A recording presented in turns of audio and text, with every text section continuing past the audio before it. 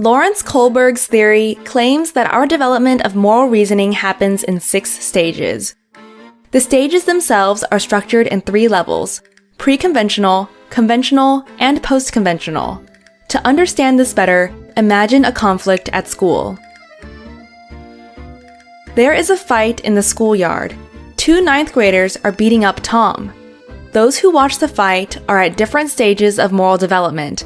Let's see what they do and how they justify their behavior.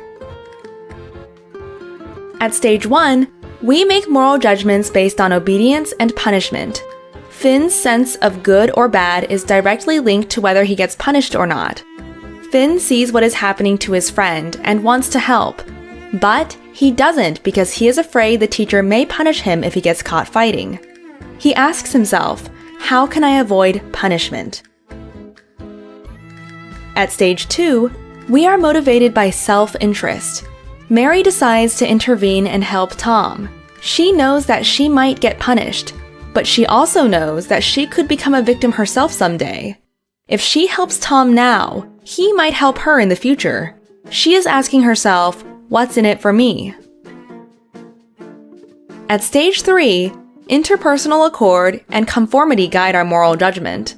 Betty sees the fight and wants to intervene, but when she realizes that all the others are just watching, she decides not to get involved. She wants others to see that she is a good girl who is conforming with the ethics of the community. She asks herself, what do others think of me? At stage 4, we value authority and want to maintain social order. When the teacher sees the group fighting, he immediately steps in and shouts, "Stop! Fighting at school is forbidden." He feels that, above all, it is important to follow the rules, otherwise chaos breaks out. He feels it is his duty to uphold the rules that sustain a functioning society. He asks himself, how can I maintain law and order? At stage 5, we understand rules as a social contract, as opposed to a strict order. Jessie, who watches from afar, is not sure how she feels about this. To her, rules make sense only if they serve the right purpose. Obviously, the school rules prohibit fighting, but maybe Tom deserves to finally learn his lesson. Just yesterday, he punched a young girl from grade 1. She asks herself, does a rule truly serve all members of the community? At stage 6, we are guided by universal ethical principles. All those involved now have to face the headmaster. He first explains the school rules and why they exist. He then clarifies that rules are valid only if they are grounded in justice. The commitment to justice carries with it an obligation to disobey unjust rules. The headmaster's highest moral principle is compassion. He believes that all people should learn to understand each other's viewpoints and that they don't feel alone with their feelings. He asks, what are the abstract ethical principles that serve my understandings of justice? At the pre-conventional level, Finn is driven by fear and Mary by self-interest. Both judge what is right or wrong by the direct consequences they expect for themselves and not by social norms. This form of reasoning is common among children. At the conventional level, Betty responds to peer pressure, and the teacher follows the rules. Their morality is centered around what society regards as right. At this level, the fairness of rules is seldom questioned. It is common to think like this during adolescence and adulthood. At the post-conventional level, Jessie knows that things are complicated because individuals may disobey rules inconsistent with their own morality. The headmaster follows a universal ethical idea, at complete disconnect with what society thinks or the rules say. To him, everything is solved through compassion. The right behavior, in his opinion, is therefore never a means to an end, but always an end in itself.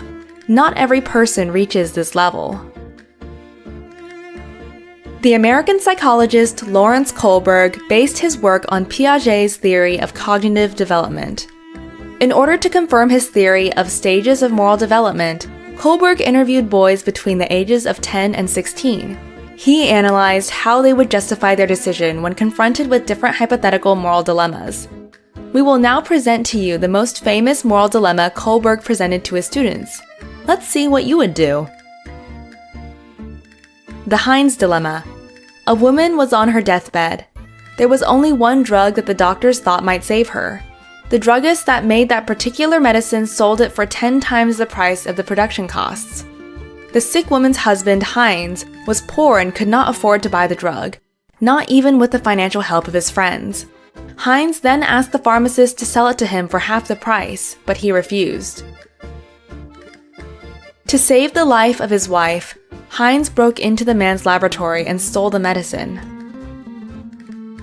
Now tell us, should Heinz have stolen the drug? Would it change anything if Heinz didn't love his wife? What if the person dying was not his wife, but a stranger? Should the police arrest the druggist for murder if the wife had died? Please write your answers and their justifications in the comments below. Maraming salamat. At kung ikaw ay interesado ng mga bidyong tulad nito, mangyaring suportahan ang channel na ito sa pamamagitan ng pagpindot ng like, pag-share ng mga video at kung bago ka pa lang sa channel na ito, please subscribe sa channel na ito at pindutin ang notification bell at piliin ang all upang maabisuhan ka para sa mga paparating pang mga videos.